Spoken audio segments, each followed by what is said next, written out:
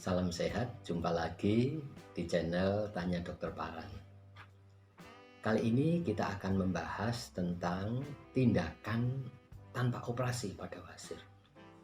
Kalau kita lihat dalam video sebelumnya tentang modifikasi diet dan lifestyle, dan yang kedua itu terapi pengobatan, kita lihat benefitnya adalah mengurangi gejala dalam hal perdarahan, gatal, leakage ya. Tetapi tidak untuk prolapsnya atau melorotnya ambeien atau wasir itu. Tindakan-tindakan tanpa operasi ini yang terdiri dari rubber band ligation atau pengikatan wasir dengan karet silikon. Kedua, infrared coagulation, yaitu memakai infrared atau inframerah. Ketiga, skleroterapi atau menyuntik jaringan wasir. Ini masuk grade of recommendation dari American Society Colon and Rectal Surgeon itu 1A. 1A itu artinya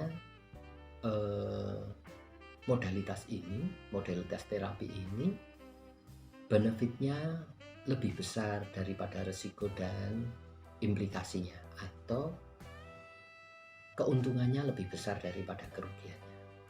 Dan dia A itu high quality evidence, bukti ilmiahnya itu kualitasnya tinggi. Oleh sebab itu modalitas terapi ini sangat disarankan, yaitu rubber band ligation,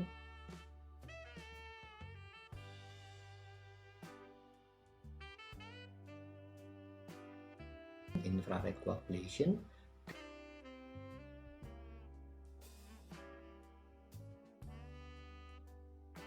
dan skleroterapi tadi. Tindakan-tindakan ini dilakukan bila yang pertama terapi pengobatan itu gagal mengatasi gejala-gejala ambeien atau gejala-gejala wasir. Dan yang kedua,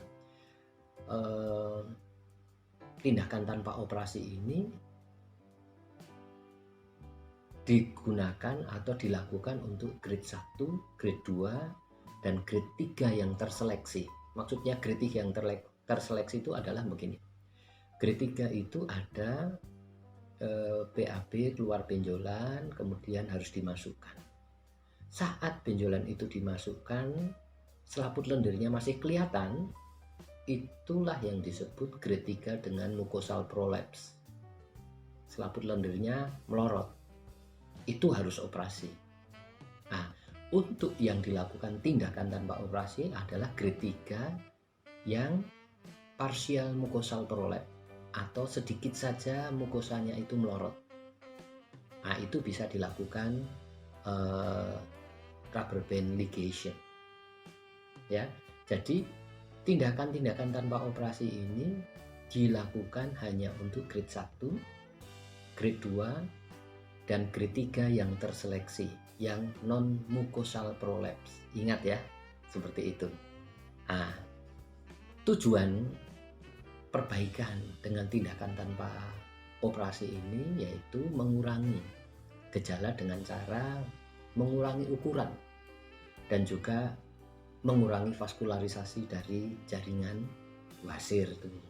Berikutnya adalah menfiksasi atau menfiksir jaringan wasir itu ke dinding rektum atau anus bagian dalam lagi ke arah yang lebih tinggi sehingga tidak terjadi melorot atau tidak terjadi prolaps. Prosedur ini baik skleroterapi, infrared coagulation, dan juga rubber band ligation itu prosedur yang relatif bisa ditoleransi oleh pasien atau oleh penderita wasir, oleh karena nyerinya minimal dan ketidaknyamanannya juga minimal. Kita tahu bahwa asal tindakannya itu di daerah mukosa di atas dari transitional zone yang insensitif, tidak nyeri, maka tindakan itu bisa ditoleransi oleh penderita wasir, tetapi juga harus diingat bahwa tindakan-tindakan ini mempunyai angka kekambuhan, sehingga tindakan ini kadang perlu harus diulangi.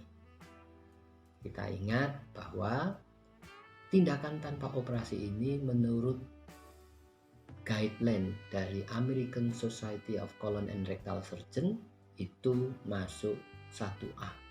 Sangat disarankan dan high quality evidence. Karena benefitnya, keuntungannya lebih besar daripada resikonya. Nah, kita akan bahas yang berikutnya adalah rubber band ligation dulu, yaitu yang most effective option dari tindakan-tindakan ini. Yang paling efektif adalah rubber band ligation.